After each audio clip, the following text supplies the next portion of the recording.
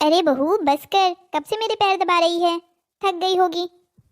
अरे नहीं मम्मी जी, भला माँ की सेवा करते हुए भी कोई बेटी थक सकती है क्या? पक्का मोती दान किए होंगे मैंने पिछले जन्म में, तभी तो बेटी जैसी बहू मिली है मुझे।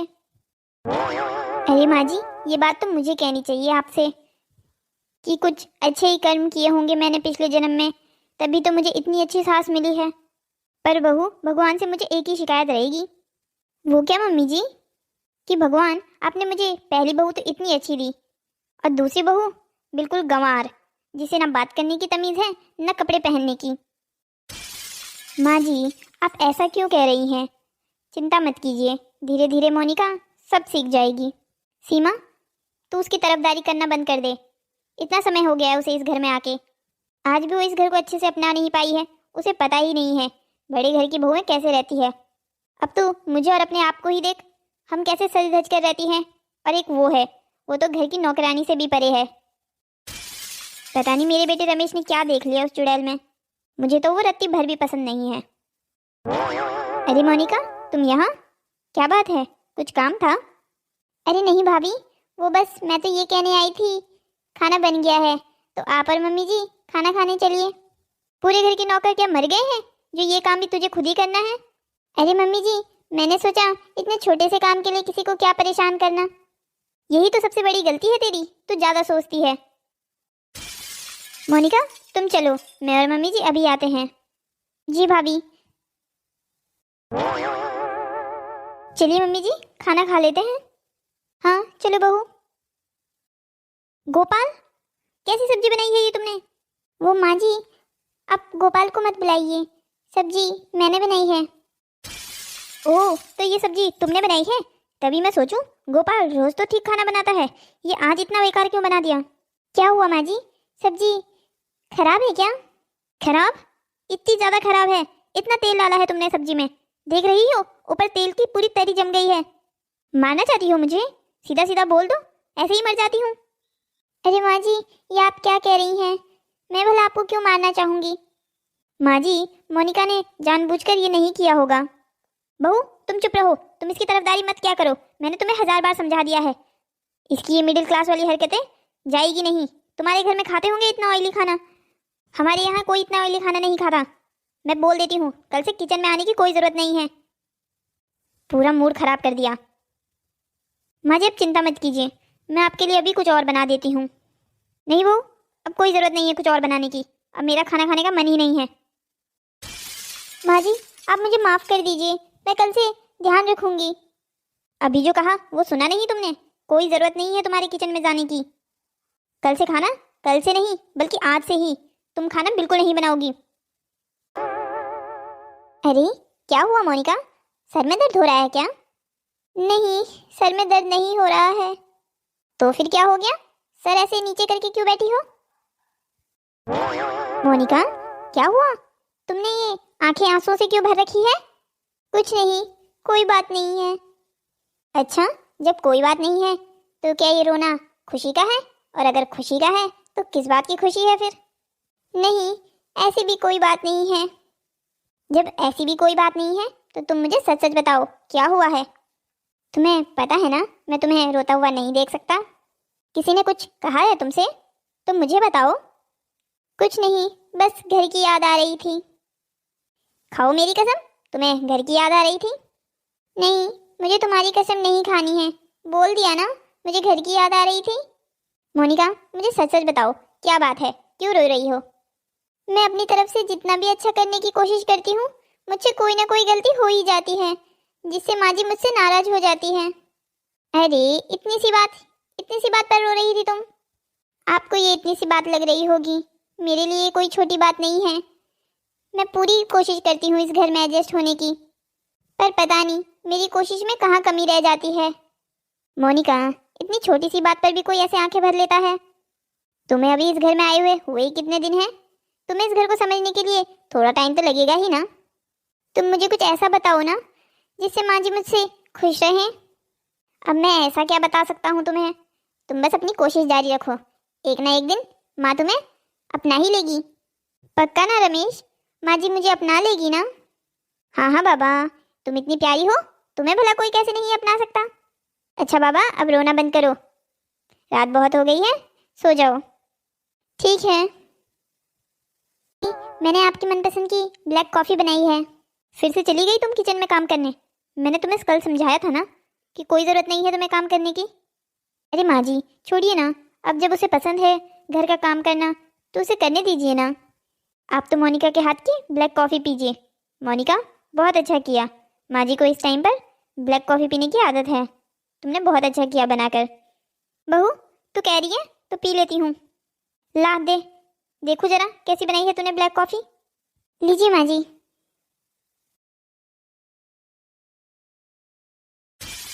क्या हुआ माँ जी, आपने कब फेंक क्यों दिया? फेंकू नहीं तो क्या करूं, पूरा सत्यानाश कर दिया है तुमने कॉफ़ी का। भला ब्लैक कॉफ़ी में भी कोई चीनी डालता है?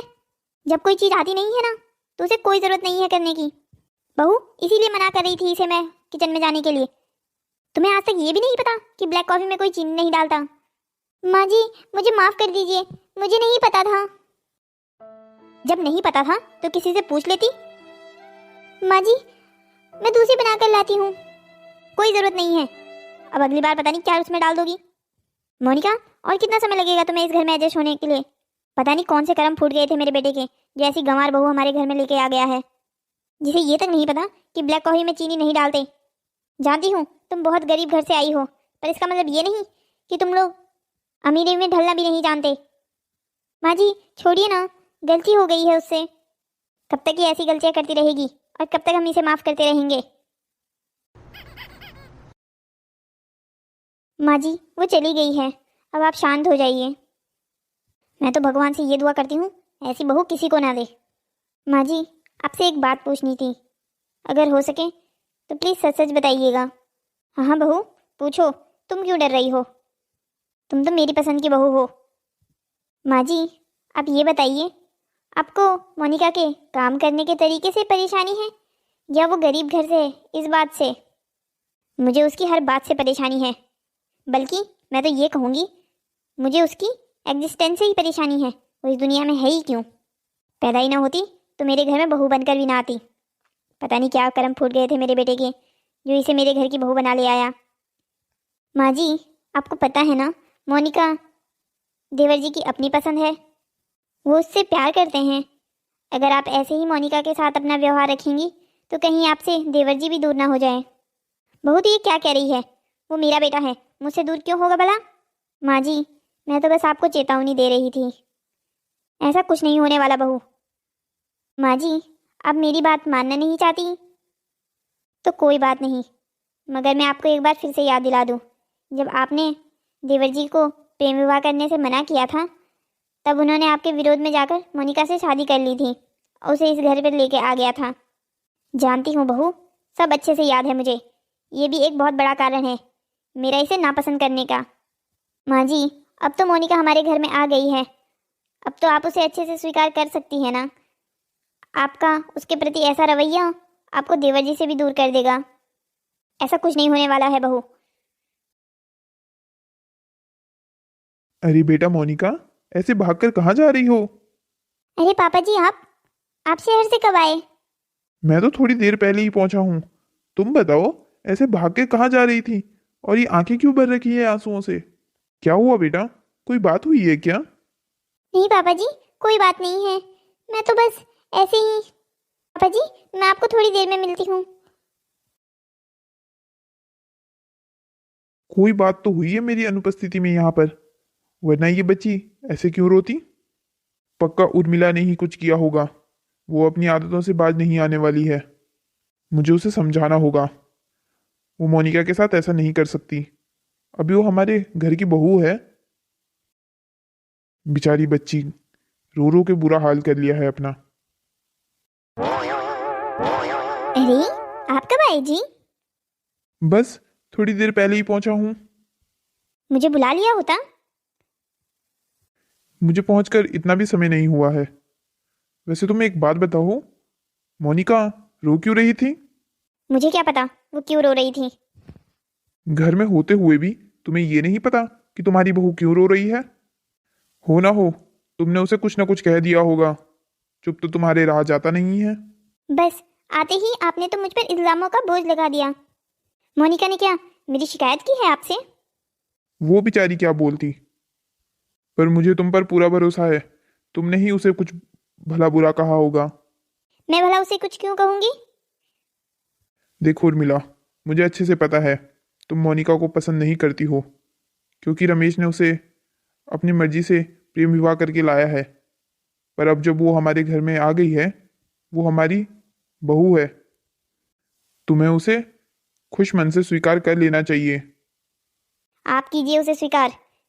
मैंने उसे अपनी बहू कभी नहीं माना है। देखो उर्मिला, जितनी जल्दी तुम ये बात समझ जाओगी कि तुम्हारा मोनिका को स्वीकार करने में फायदा है, उतना ही अच्छा रहेगा, वरना इसका परिणाम तुम्हें खुद भुगतना होगा। मैं उसे कभी स्वीकार नहीं कर सकती। मेरे बेटे ने एक गलती की है, उसे गलती की सजा मैं क्यों भुगतूं? मुझे वो अपनी बहू के रूप में कतई भी स्वीकार नहीं है। अच्छा तुम ये बताओ, क्यों पसंद नहीं है तुम्हें मोनिका? उसमें कुछ पसंद करने लायक होना भी तो चाहिए। वही तो पूछ रहा हूं मैं तुमसे, क्या पसंद नहीं है उसमें तुम्हें? क्या पसंद होना चाहिए मुझे उसमें, आप ही बताइए। अच्छे घर परिवार से नहीं है, यहाँ आकर भी यहाँ के घर में एडजस्ट नहीं हो पाई है अभी तक। कपड़े पहनने का कोई ढंग नहीं है, खाना बनाना उसे आता नहीं। तो खाना तुम और बड़ी बहू भी तो नहीं बनाती हो। उर्मिला, तुमने जितने भी अभी मुझे कारण गिनवाए हैं, मुझे एक भी कारण सही नहीं लगा है। आपको क्या आते ही मुझसे लड़ना जरूरी है? इतने दिनों बाद घर आए हैं, ये नहीं बीवी से दो प्यार की बातें कर लूं, बस अपनी बहुओं के चक्कर में मुझसे लड़ने बैठ गए हैं। उर्मिला, मैं तुम्हें अभी भी समझा रहा हूं, तुम अपना ये रवैया मोनिका के प्रति बदल लो, फायदे में रहोगी। बाद में रोते हुए मेरे पास मत आना। पर इस घर में एडजस्ट कभी नहीं हो पाऊंगी। मेरा यही फायदा होगा कि मैं यहाँ से घर छोड़कर चली जाऊं। मोनिका, क्या हुआ है? तुम ऐसे नीचे क्यों बैठी हो और रो क्यों रही हो? फिर से माँ ने कुछ कहा है क्या? नहीं रमेश, मुझे माँ ने कुछ नहीं कहा है। तो फिर क्या हो गया है, क्यों रो रही हो? मोनिका मुझे प्लीज बताओ ना। रमेश, क्या तुम मेरी एक बात मानोगे? हाँ हाँ बोलो ना, क्या हुआ? रमेश, मुझे इस घर में नहीं रहना है, मैं ये घर छोड़कर जाना चाहती हूँ। मोनिका, ये तुम क्या कह रही हो? क्या हुआ है? अचानक ये घर छोड़ने की बात कैसे आ गई? बस रमेश, मैं ये घर छोड़कर जाना चाहती हूँ, तुम मुझे माफ़ कर देना। मैं अब और यहाँ पर नहीं रह सकती हूँ, तुम मुझे प्लीज़ तलाक दे दो। मैं यहाँ पर नहीं रहना चाहती हूँ, तुम दूसरी शादी कर लेना। अपने लिए एक अच्छे घर की लड़की लेके आना जो मम्मी जी को पसंद हो। मोनिका, अपना मुंह बंद करो। तुम मुझे नहीं बताओगी कि मुझे कब तुम्हें तलाक देना है। और ये कैसी अनाप शनाप बातें कर रही हो? प्लीज़, मैं यहाँ पर और नहीं रहना चाहती, मैं अपने घर जाना चाहती हूँ। मोनिका, कोई कारण तो बताओ ये घर छोड़कर जाने का। मुझसे कोई गलती हुई है? तुम अचानक से तलाक की बातें क्यों करने लग गई हो? नहीं रमेश, तुमसे कोई गलती नहीं हुई है। जब मुझसे कोई गलती नहीं हुई है, मेरे घर वालों ने तुम्हें कुछ नहीं कहा, तब फिर तुम ऐसी बातें क्यों कर रही हो? रमेश, मुझे लगता है कि मैं एक बहुत छोटे परिवार से हूँ और मैं इस घर में एडजस्ट नहीं हो पा रही हूँ। माँ जी को मैं कभी पसंद नहीं आऊँगी।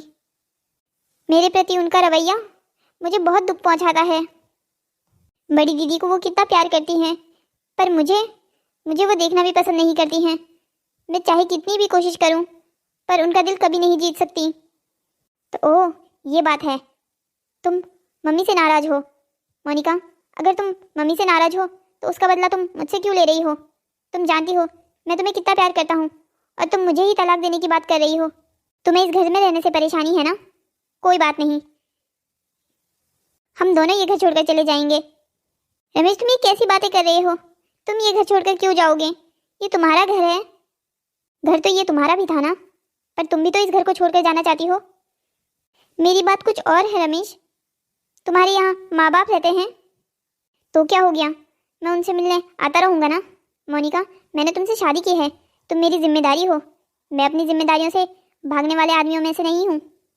माँ तुम्हें पसंद नहीं करती ना, कोई बात नहीं, ना करें, अब हम अलग घर में रहेंगे। रमेश, तुम प्लीज़ पागलपंती वाली बातें मत करो। अरे, मैं अपनी बीवी का साथ दे रहा हूँ, इसमें पागलपंती वाली कौन सी बात हो गई? तुम चलो मेरे साथ, चलो अभी की अभी। वर्क ट्रिप कैसी थी? बहुत अच्छी रही, जो काम करने गया था वो अच्छे से हो गया। इस बार बहुत लंबी ट्रिप थी आपकी, बहुत दिनों बाद घर आए हैं। अच्छा एक काम करती हूँ, शाम को गोविंद को कह देती हूँ गाजर का हलवा बनाए, बिल्कुल वैसा जैसा आपको पसंद है। हाँ ज़रूर बोल देना। वैसे भी इतने दिनों से होटल का खाना खाकर उब गया हूँ। घर का खाना का तो स्वाद ही भूल गया हूँ। अरे रमेश, आओ, अंदर आओ। पापा मुझे आपसे कुछ बात करनी थी। हाँ हाँ, तुम्हें तो बस अपने पापा से बात करनी होती है, माँ से मिलने का तो तुम्हें समय ही नहीं लगता। हाँ हाँ बोलो बेटा, क्या बात है? पापा मैं और मोनिका घर छोड़कर जा रहे हैं, हम इसी शहर में दूसरे घर में रहेंगे। क्या हुआ बेटा, अचानक से ये घर छोड़ने की बात कहाँ से आ गई? पापा अचानक से नहीं आई है। रमेश तू क्या बोल रहा है? तू समझ भी रहा है तू क्या कह रहा है? तो अपने माँ बाप को छोड़कर दूसरे घर में रहेगा क्या? माँ आपने ही मुझे ऐसा करने के लिए मजबूर कर दिया है। मैंने तुझे कैसे मजबूर कर दिया? माँ आप मोनिका को स्वीकार नहीं कर रही हैं, जिसकी वजह से मोनिका घर छोड़कर जा रही है। यहाँ तक कि उसने तो मुझे कह दिया है कि मैं उसे तलाक दे दूँ ताकि वो ये घर छोड़कर जा सके और आप आराम से रह सकें। ओह तो ये काम मोनिका के हैं, तो अगर इसे घर छोड़कर जाना है तो जा सकती है, पर मेरे बेटे को लेकर ना जाए। माँ मोनिका मेरी जिम्मेदारी है, मैं उसे अपनी जिम्मेदारी से उसके घर से यहाँ लेकर आया था। माँ आप मेरी बड़ी हैं, मैं आपको ज़बरदस्ती मोनिका को स्वीकार करने के लिए भी नहीं कह सकता। सबकी भलाई इसी में है कि मैं और मोनिका ये घर छोड़कर चले जाएं। रमेश तुम पागल हो गए हो? तुम अपनी माँ को छोड़कर भला दूसरे घर में कैसे रह सकते हो? बेटा मैं तुम्हारे बिना नहीं रह सकती हूँ। माँ आप चिंता मत कीजिए, मैं आपसे मिलने आता रहूँगा। आप इसे समझाइए ना, आप चुप क्यों खड़े हैं? मैं समझाना रमेश को नहीं बल्कि तुम्हें चाहता हूँ। तुम्हारी वजह से आज तुम्हारा बेटा घर छोड़कर जा रहा है। मेरी वजह से? मेरी वजह से कैसे जा रहा है? वो तो अपनी बीवी के वजह से जा रहा है, बीवी के पल्लू में बंधा है, इसीलिए अपनी माँ को भी छोड़ने के लिए तैयार है। उर्मिला तुम अभी भी नहीं समझ पाई हो। तुम्हारा बेटा इसलिए घर छोड़कर जा रहा है क्योंकि वो अपनी बीवी से बहुत प्यार करता है और तुम्हें भी नाराज नहीं करना चाहता। वो जानता है अगर वो तुम्हें कुछ कहेगा तो तुम्हें भी बहुत बुरा लगेगा। तुमने मोनिका को कभी अपनी बहू समझा ही नहीं। तुम अपनी बड़ी बहू से कितना प्यार करती हो, उसका आधा भी अगर तुम मोनिका से प्यार करती तो ये नौबत ना आती। मैं जानता हूँ मोनिका छोटे घर से है इसलिए तुम्हें स्वीकार नहीं है। जब आप सब जानते हैं तो इसे कह दीजिए, इसे घर छोड़ने की कोई ज़रूरत नहीं है, मैं मोनिका को स्वीकार करने के लिए तैयार हूँ। ऐसे मुंह फुलाकर नहीं, तुम मोनिका से माफ़ी मांगो जो भी तुमने आज तक उसके साथ किया है। नहीं बाबूजी, माँ को मुझसे माफ़ी मांगने की कोई ज़रूरत नहीं है। मोनिका अब तुम्हें ये भोलेपन का नाटक करने की कोई ज़रूरत नहीं है। मेरे पति और बेटे को तो तुमने मेरे खिलाफ कर ही दिया है।